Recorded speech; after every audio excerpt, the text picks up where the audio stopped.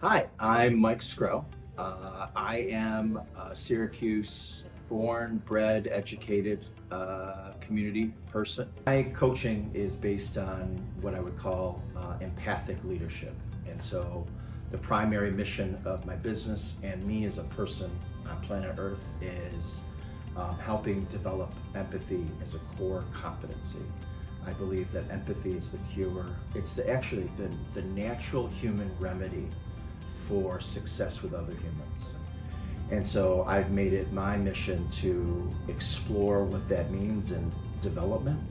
And at the end of the day, every human that works with me, whether one conversation or an intense leadership program, you're going to walk away with more honed skills and empathy and help other people. And so I think is special. And if you get any notifications on what's going on in the world, you can just see how empathy could possibly resolve whatever said headline is. And so that's my mission. I'm the local Mother Teresa. I think it's really important to live the kind of life Mother Teresa did and helping people because it's the right thing to do. And I see myself in that way. And so when other business leaders engage with me or think about how I do my business, I just tell them I'm a social enterprise. I'm not like other businesses. I'm here to solve community issues and create what I would call social proof and evidence as a way for other organizations and people to adopt those practices for themselves. I don't need to own it. My goal is to curate it and then have other people and businesses adopt those practices. And I think they're essential. If you just look at the workplace now and look at things like the Great Resignation, no one wants to work for an asshole. So, we know that now. And so people want to feel valued, and empathy is the cure and the solution to helping people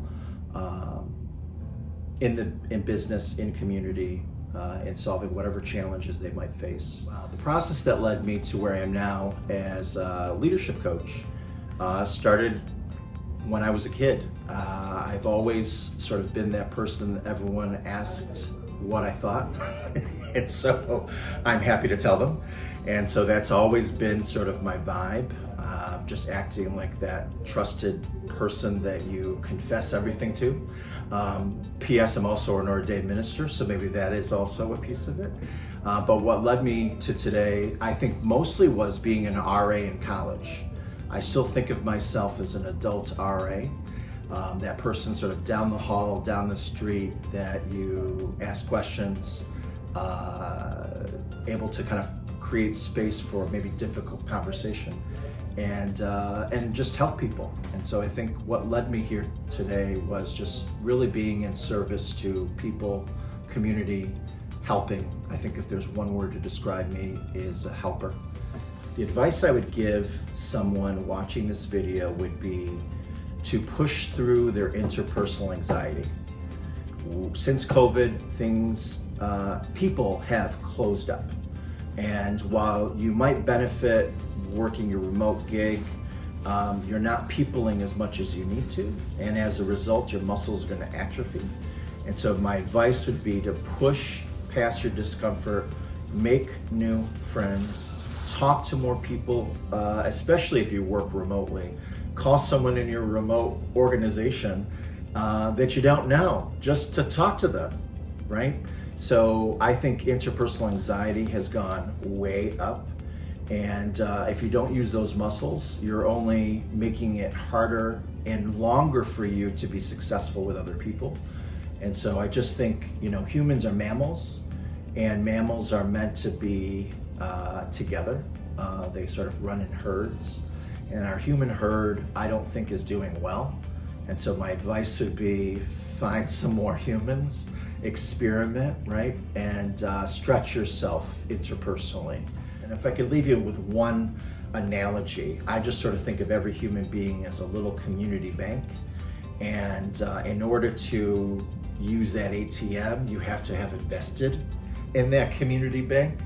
And I think a lot of us every day expect something from the ATM of someone else and realize there's nothing coming out of that ATM.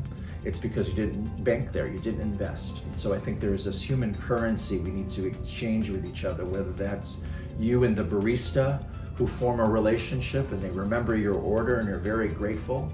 That's what I mean by this exchange of human currency. I think it's essential, and I would ask everybody to push past their anxiety and just experiment with this. Syracuse is home. You know, I spent a good chunk of my career developing my skills in New York City. And so I have a special place for New York City and sort of the work I did there in that community. My phone number is still a 917 because you can't get 917s anymore. But what Syracuse is to me is home. You know, this is where I was born, where I was raised. I went to Lemoyne College. I was educated here. I am a proud Dolphin. And, you know, when I think about that in my educational experience, you know, Dolphins swim together. And so I think of Syracuse as a community where we do things together. We solve things together. I think Syracuse is not only just home, but it's like a breeding ground for opportunity. I hear time and time again how people who are transplants who come to Syracuse are very enthusiastic about Syracuse. That's just really cool when you see it. And I'd consider myself a boomerang. I'm someone who grew up here, went to school here, did all the things here, went away, and then came back by choice, right? And I think there's a lot more of that kind of activity happening. And so I'm just really proud to be from, raised, all about Syracuse. I would call myself one of the truest believers, and I'm here to stay. So for those who want to experience growth and development, I've got so much going on that is free and complimentary, whether that's a one-off, what I call discovering your kryptonite sessions, where we just explore what your goals are and I give you some simple advice, to our online learning labs, where we have provocative topics. And it's an online discussion. It's not really a presentation. It's just a space to talk with other people who might be experiencing or wanting to understand those topics. Our next one that's coming up is on emotional vampires at work. Ooh, yes, they're everywhere. And I welcome emotional vampires to attend. So I do a lot of these sort of learning labs online. I find I do a lot of things in the community. I'm asked to serve as keynotes, come in to do what I call peace circles when there's stuff going on and folks just need to sit in some space and talk. I'm a great facilitator for those things. And so I just say, you know, michaelsgro.com, I've got a lot of opportunities that you might need to grow and develop.